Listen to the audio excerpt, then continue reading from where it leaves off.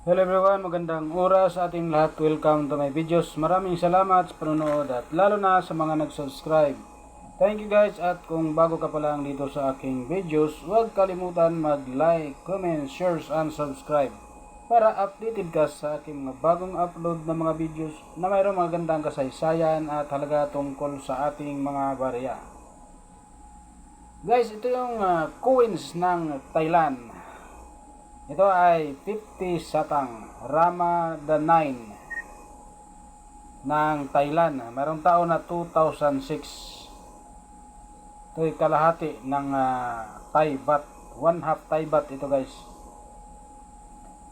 So bago tayo magpunta guys, ating presyuhan guys, tapusin natin guys ang kanyang features dahil napaka-importante rin na malaman din natin ang tungkol dito sa baryang ito guys ng Thailand. Yung pictures na guys, ang issuer, Thailand, King Bhumibol Adulyadej, Rama 9, 1946 hanggang 2016. So ang type nito guys ay standard circulation coin. May taon siya na 2530, 2551, 1987 hanggang 2008. Ang kalendar nito guys ay Thai kalendar. Ang value ay 50 satang. Sa Pilipinas guys ay nagkakalaga ito ng 0.0322. So ang currency naman ay baht. 1897 ang kanyang date. Ang composition ay aluminum bronze. So parang nagmumukhang gold siya guys. Aluminum bronze. 92% ang copper, 6% ang aluminum, 2% ang nickel. Ang timbang nito guys ay 2.4 grams. Diameter naman ay 18 mm. Thickness 1.35 mm. Mayroon siyang shape na round at ang kanyang technique ay mild. At na demonetize na ito guys. Mayroon siyang number na A number 1644. Reference number Y number 203. Sean number 344. So ito yung ating harapan guys, ang obverse. Ang Bhumibol Adulyadej, Rama 9, facing left. Meron siyang script na Thai. Ang lettering, Thailand words.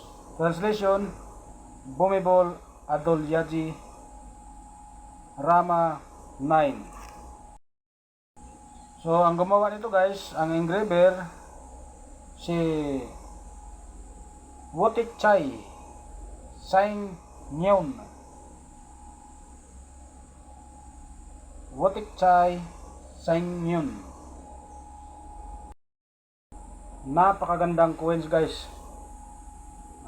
Ganda ng collection ito. At meron siyang script na Latin. Ang lettering, Thailand words, at ang kanyang 50 denomination.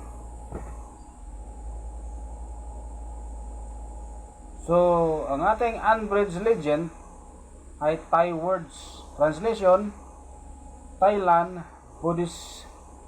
Buddhistic era 1995. Mayroon diyang 50 satang. Buddhistic era 1995, 50 satang. So, ang gumawa naman ito dito sa ating reverse ay si Phaethon na Xiangmi. Si Phaethon na Xiangmi. So meron siyang age na readed. At ang kanyang comments dito guys ay made to order coins except MTO 2542 sets of copper. Copper, silver and gold from 1 satang to 5 baht, 16 to 18 sets. Believed to be made in set of copper, silver, gold. 1 satang to 5 baht series. Coins dated 2540, struck on aluminum planchet by PCGS number 80717147 and PCGS number 80763606, and also the PCGS number 3798-2046. Set of the aluminum 2550 satangs, 2540 coins dated at 2547 struck on aluminum planchet, non-graded. Called B error. Coin dated in 2550 struck on aluminum planchets, non-graded. From the numismatics, graded 1/2 baht, MA65 satang is price of 13.95 euros. So napaka taas pala guys, kay euros yung bentahan doon sa ating selling online. Pagka hindi graded guys ay meron lang 9.60 US dollars. So nagkakaroon din siya ng 566 pesos 40 centavos. So napakataas pala ang bentahan nito guys. Meron lang siyang 9% guys dahil napakarami ang ginawa nito. Umabot ng 141,603,000 kapiraso. So napakadami. Pero mayroon din siyang fine na 5 pesos and 70 centavos sa ating ennomista.com. 9 pesos at 50 centavos ang very fine. 10 pesos naman ang extra fine. 18 pesos naman ang about uncirculated.